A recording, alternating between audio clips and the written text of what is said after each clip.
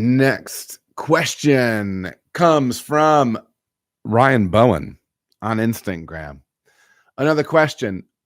We are seeing a steady pH drop during fermentation, and towards the end, it starts to rise back up. Any ideas? I will have to send you a swag package for answering all these questions. Well, listen, being a father of as many kids as I am, I take all swag, whether it be hats, shirts, pantaloons, stickers, whatever. All right. There's something I can do with it. If I can't wear it or something like that, someone in this house will. All right. So I accept all swag. Send it to Sonder Brewing, care of Adam Mills. These days,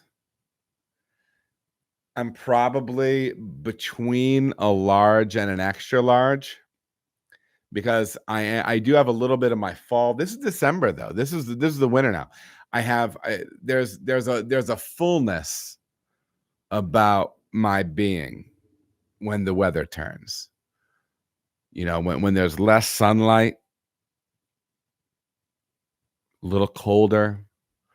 There's a fullness to my person these times of year. So, you know, but generally I'm wearing like a large t-shirt, large hoodie.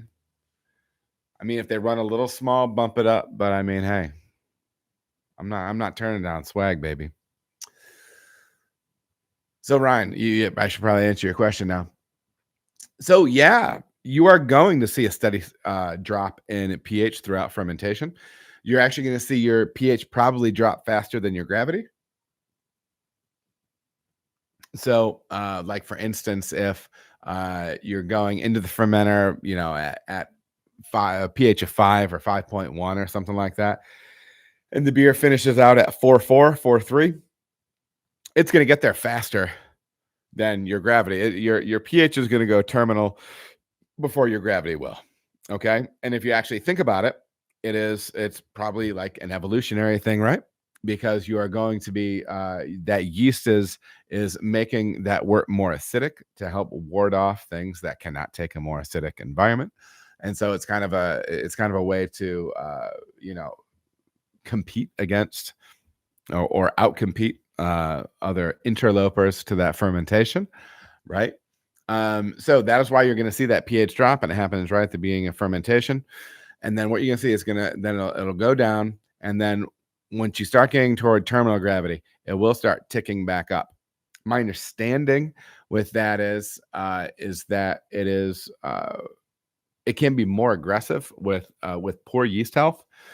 But either way, when you have yeast in the cone of that fermenter or in the bottom of your fermenter, whatever shape it is, and it's just sitting there hanging out at the bottom, it's my understanding that some yeast at that stage, whether it be old, tired, dead cells, what have you, helping to raise the pH of that wort a little bit, but that's super, super normal. All right. So that's a super, super normal thing. So it should be a good indicator to you that if your gravity is stable for a couple days, it's time to get those beers crashed and get the yeast off them. Right. So yeah, that's kind of the idea, Ryan. I would start tracking it like that, and good on you for tracking your numbers and keeping your ear to the ground on it, because those are some great ways to build quality in the brew house.